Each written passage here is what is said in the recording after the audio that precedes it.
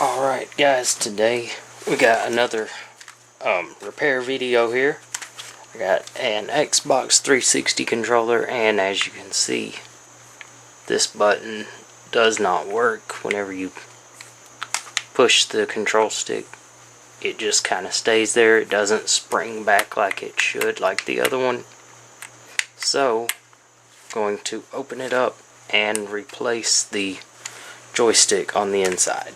So the first thing we do, take out the batteries, and there are 7 screws that you can see here, here, here, there, and one underneath this label in here in the battery compartment.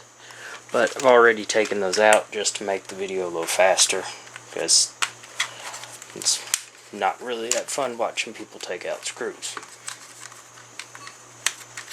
Now, you just need to open the controller, to push the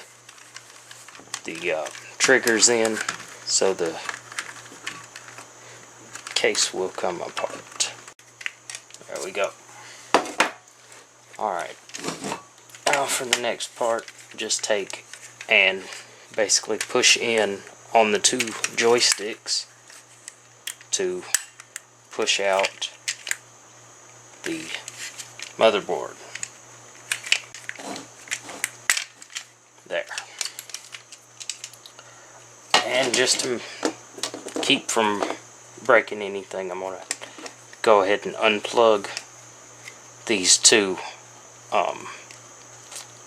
the rumble vibrators. That way they don't get snagged or anything like that while I'm working with it and break the cables. So just unplug them and set them over to the side. Now I'm going to take these off and set them over to the side. Now what I need to do is replace this piece right here. So I'm going to have to take off the trigger right here. Alright, so what it looks like I'm going to have to do, because this right here is in the way, I can't actually lift this white plastic piece, and most of the pins I need for the joystick are underneath it. So it looks like I'm going to have to desolder it, and it is these, let's see, those 3 pins right there. It's those, let's see, these 3 pins right in here. So we're going to have to first desolder those pins. Alright, you should be able to see a little better there what I'm doing here. Just basically put the desoldering braid on there and use the soldering iron to heat it up, and once it gets hot enough and melts the solder, it should just stick to the braid and it'll take it right off. The soldering iron's taking a minute though to heat this up, so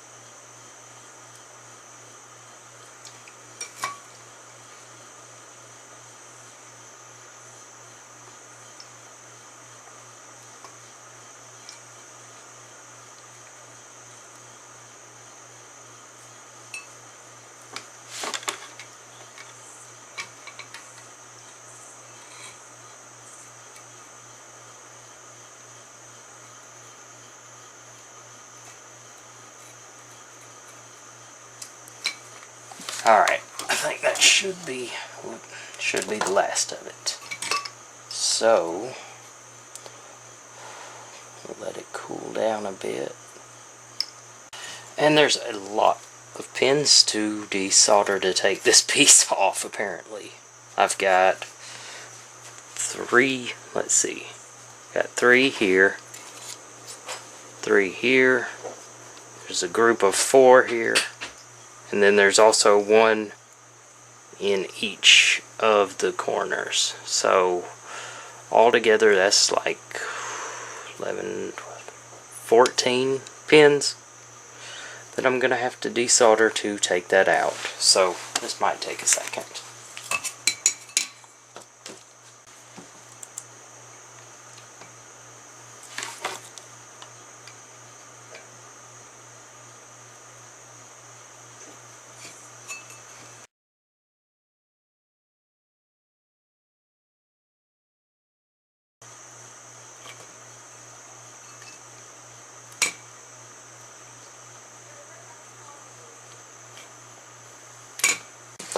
Alright guys, I have removed the solder from all those pins. You can see now a lot of places you can even actually see the hole around the pin. That's pretty much what you want. It's still a little bit hot, but anyway, that's pretty much what you want. You want to be able to see the hole. That way you know that the solder bond is basically broken, and you should be able to just, with a little bit of work, you can pull this out. Let me grab my new piece here.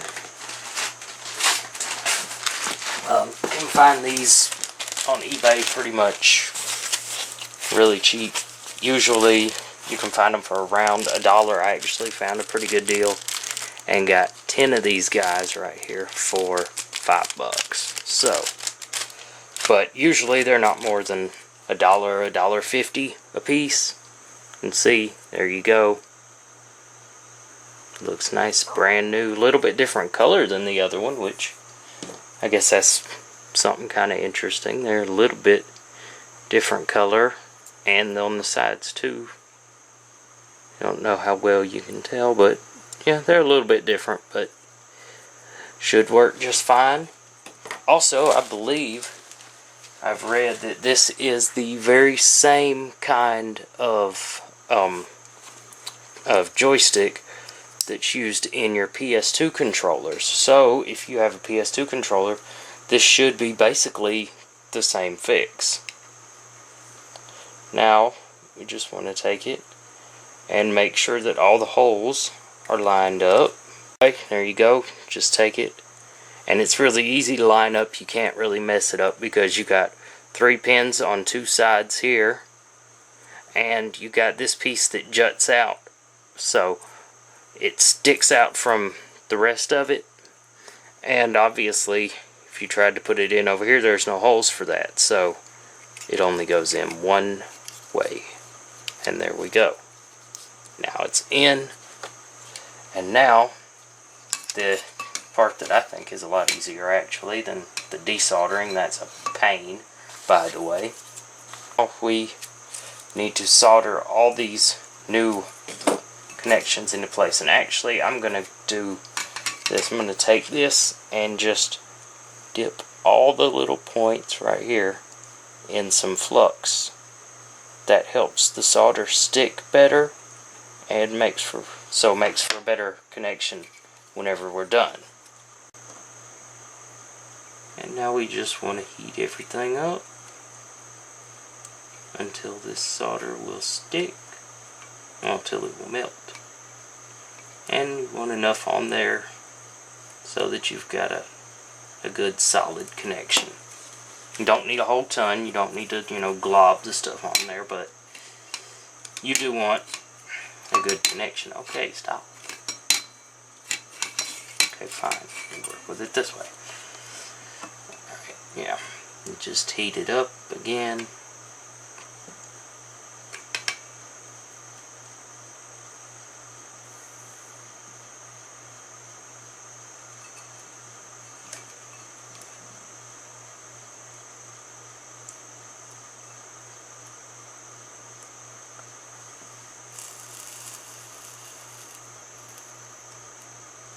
There we go.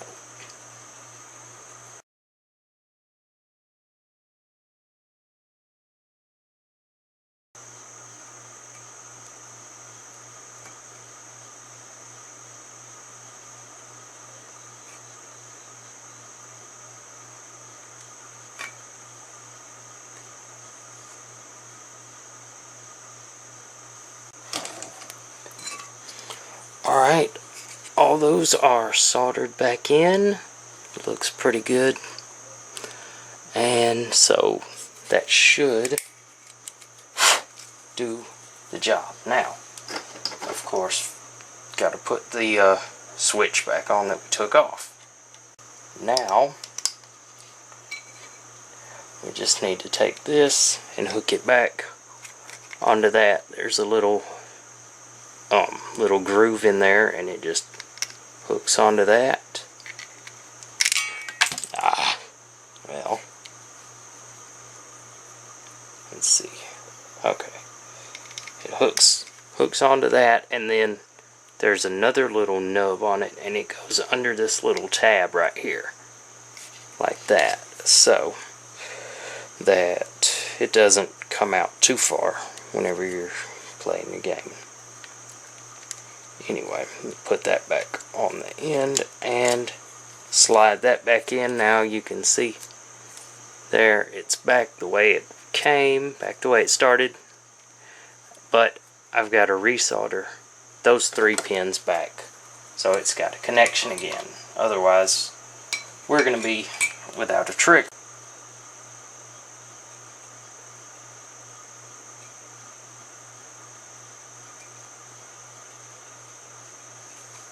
Alright, now, completely finished. Those are, let's see, there we go, soldered back in. They look good.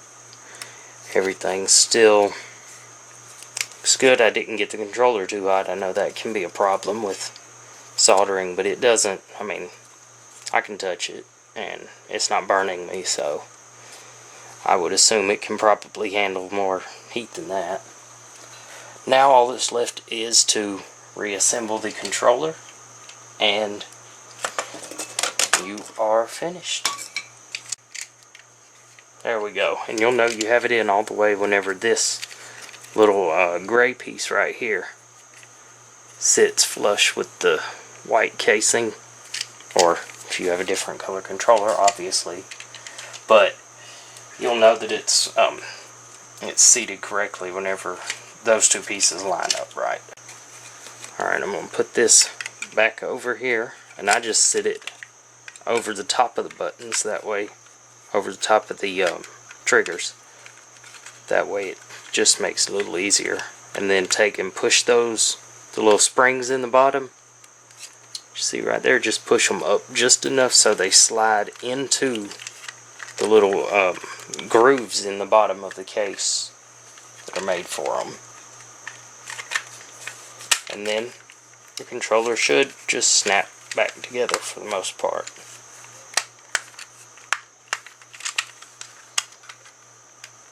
But of course it's not wanting to do that the first time. Let's see.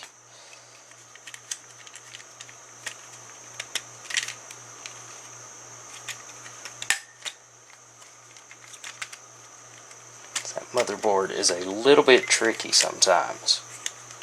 Or at least I know it is for me sometimes. It's just a real pain to get in.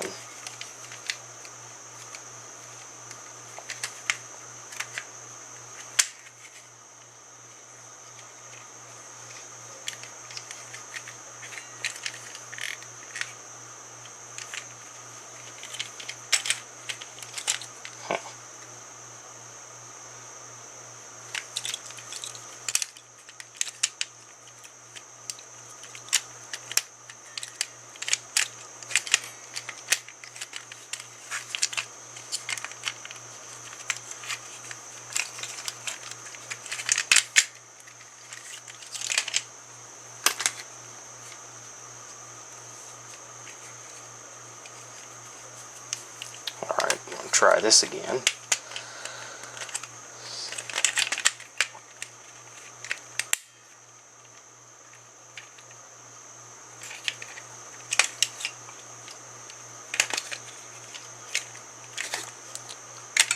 Alright, just take that piece, the back piece, slide it over the trigger buttons like that, and then you'll need to reach in from the bottom, and these little springs right here that connect to your batteries, You need to push them up just a little bit because they slide into two little notches in the back of the controller.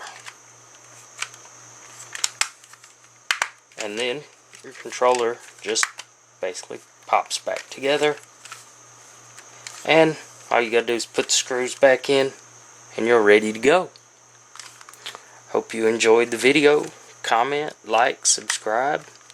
Let me know what else you might want to see me do in another video, or anything I did different in this that you might recommend having a different way, a better way, or something like that. See y'all next time.